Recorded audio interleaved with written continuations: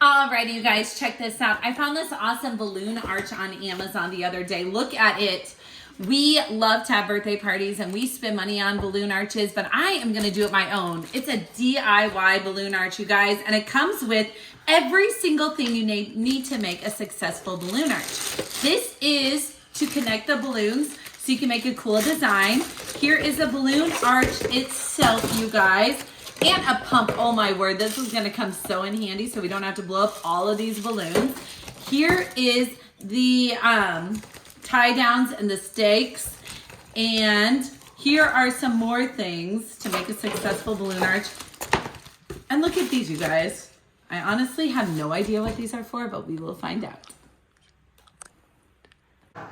Alrighty, you guys, so see this, check this out. This you will fill with water and put it on the bottom of your balloon arch so your balloon arch doesn't blow away, guys, when it's outside. It also has this face you can use as well. You can probably add sand, water, whatever you would like to in it. You guys, check this out. This is really cool gadget here. You will use these holes and stick the balloons through it.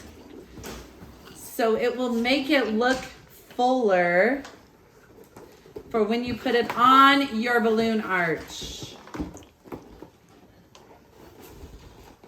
Like so, you guys. Like this, you guys, check this out. This is so cool. Alrighty, you guys, here is the balloon arch itself. It does not come with these decorations. These are my decorations for her birthday. But this balloon arch, we actually made it a little bit shorter to be inside. So we folded the poles on the end and stuck them in the clear tubes it comes with. As you can see right here, we have the water. It is filled so the balloon arch is staying nice and steady, you guys. This is really, really cool. I love this balloon arch. I will definitely be using it a lot.